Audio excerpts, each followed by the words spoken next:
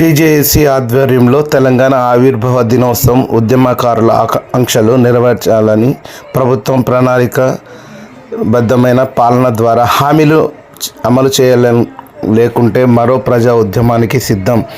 TJAC chairman Y Ashok Kumar Telangana ఆవిర్భావ దినోత్సవం సందర్భంగా టీజేఏసీ ఆధ్వర్యంలో సంగారెడ్డి జిల్లా కేంద్రం నటరాజ్ వద్ద ఉన్న తెలంగాణ దీక్షాస్థల్ వద్ద జాతీయ జెండా ఆవిష్కరించిన TJAC chairman Y Ashok Kumar ఈ సందర్భంగా మాట్లాడుతూ తెలంగాణ రాష్ట్ర ప్రభుత్వం కాంగ్రెస్ ప్రభుత్వం అధికారంలో రాకముందు ఎన్నికల హామీలో భాగంగా మేనిఫెస్టోలో పేర్కొన్న విధంగా తెలంగాణ ఉద్యమకారులకు ఇచ్చిన హామీలు ఉద్యమకారుల ఆంక్షలను అమలు చేయాలని, తెలంగాణ ప్రభుత్వం ప్రజలకు ఇచ్చిన హామీలు ప్రణాళిక ప్రకారం అమలు చేయాలని, వైద్య విద్యా రంగాల్లో ప్రాధాన్యత ఇవ్వాలని, ప్రజా వ్యతిరేక విధానాలను అవలంబిస్తే మరో ఉద్యమం చేస్తామన్నారు. ఇటీ కార్యక్రమంలో తెలంగాణ ఉద్యమకారులు ఫోరం నాయకులు Nawab Rajireddy, TJAC convener MG Anwar, Bahujan ఉద్యమ నాయకులు అనంతయ్య, లక్ష్మయ్య, జి మల్లయ్య, కుమ్మరి సాయిలు, మందిర గౌడ్, డి త్రివిక్రమరావు, టీజేఏసీ మహిళా అధ్యక్షులు ఆర్ లక్ష్మి, యువత నాయకులు D Pandu, forum for better Sangareddy ప్రధాన కార్యదర్శి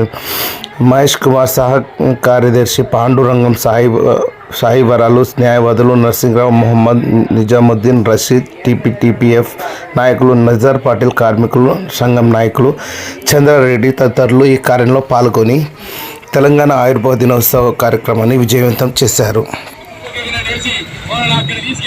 ఈ సంవత్సరం పూర్తిగా తెలంగాణ ఉద్యమకారులను మర్చిపోయారు.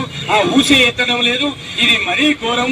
ఎందుకంటే తెలంగాణ ఉద్యమంలో కింది స్థాయి నాయకుల దగ్గరికి రా, కింది స్థాయిలో ఉన్న వాళ్ళని తెలుసుకో. నాకు మహిళలే ఓటేస్తారు మహిళలను నెత్తి మీద ఎత్తుకుంటున్నారు. మహిళలు కాదు, మహిళలతో పాటు పురుషులు కూడా అవసరమే. వీళ్ళ ఓటు కూడా నీకు అవసరమే. ధనవంతులే నీకు వాళ్ళే ఓటేయలేరు.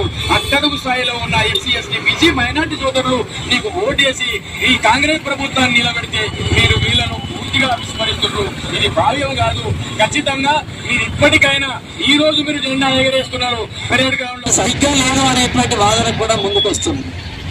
ఒకవైపు మెజార్టీ ప్రజలకు అనుకూలంగా, ఒక మతానికి అనుకూలంగా రాజ్యాంగాన్ని తయారు చేయాలని చూస్తూ ఉంటే నిజంగా ఇది సమాజానికి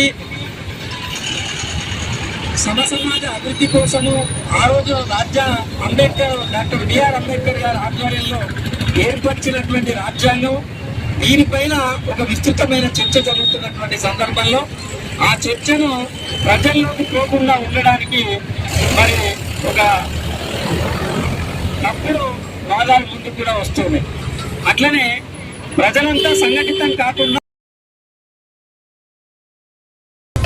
అందరికీ షేర్ చేయండి, కానీ సబ్స్క్రైబ్ చేయడం మాత్రం మర్చిపోకండి.